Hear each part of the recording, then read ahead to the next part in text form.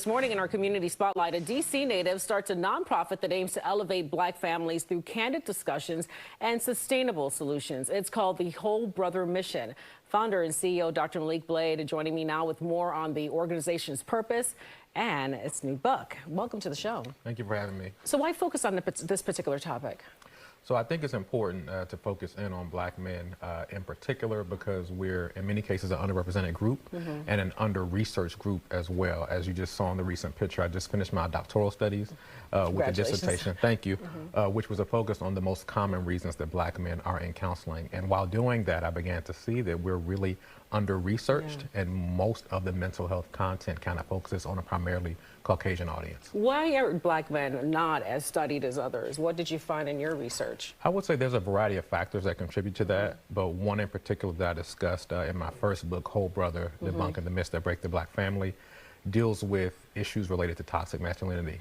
Ideas of how we perceive masculinity that cause us to believe that reaching out for support, such as therapy or counseling, is kind of anti-masculine. So I will say some of those misguided notions are what keep us from reaching out for help. So now you're talking about the whole man, right? And how can we address the whole man? I know that there are people in communities who say, okay, listen, we need to break the stigma of men or just black people in general, not seeking therapy, not seeking help. How do you begin to address that? Yeah, so for one, it's not stigmatizing mental health. Oftentimes when people, especially in today's day and age, get familiar with some of the trendy words like toxicity or trauma or narcissism, we throw those things out there without much research. So I would say it's not stigmatizing those things by throwing them out there, but actually opening up a conversation for someone to admit if they're going through something, and rather than kind of broadcasting it or making a scene, offering support in the sense that, well, what do you need or how can we help you in this regard? So making people comfortable enough to admit that something's wrong.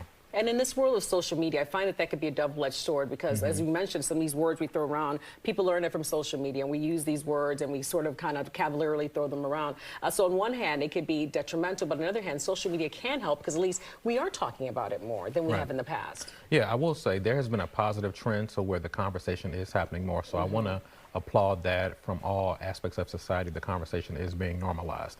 Some of the downsides, though, are misuses of terminology, non-professionals diagnosing people publicly and things of that nature. But we are shifting in the right direction, and I will say in terms of the Whole Brother Mission, we saw a spike in men reaching out for support. We had 300 reach out overnight due to some social media engagement during the pandemic. Yeah, that's phenomenal because these are numbers we haven't seen in the past. Someone watching this morning and they're wondering about, okay, the whole man, you know, reading this book, you're not saying this is a cure-all by any means. No, by no means am I saying that, but this idea of wholeness, I've always highlighted from the beginning that wholeness isn't perfection, but it is optimum health. It's putting yourself in position to get the things you need or acknowledge that you need something to begin with. It's not perfection, it's optimal health. I love that because I think we strive for, okay, if I'm not good, if I'm bad, I've got to be all the way good. But that's not the case. It's the journey. I mean, the healing can be in the journey. Right. That's the nuance. So it's not necessarily perfection, but it's having the posture to be willing to say that I can grow in this area or I need some additional support. And that kind of emphasizes the aspects of my second book that's coming out later this year through Our Daily Bread Ministries. It's contributed through over 30 black men from faith backgrounds, mental health backgrounds, talking about all the different aspects of support. So while mental health is one aspect, we also recognize that spiritual is there as well. So we have a devotional called The Whole Man coming out. How can people get this book? Yeah, so The Whole Man will be releasing later this year, but you can pre-order now via Amazon. And Whole Brother, Debunking the Myths That Break the Black Family is also available on Target.com, Walmart.com. But also you can get it from us personally because we get a little bit more support that way from WholeBrotherMission.com. And of course, can people get a hold of you personally? Sure. Info@WholeBrotherMission.com. You'll be connected with our team. And I look forward to hearing from anyone that may be interested in support services nationwide. Dr. Maliek, this is a great conversation to start. I know we've just scratched the surface, but you can certainly get more information with your books that you have available. Thank you so much for beginning this dialogue, very important dialogue, not just in the black community, but I think communities as a whole. Right. Thank you. Thanks so much.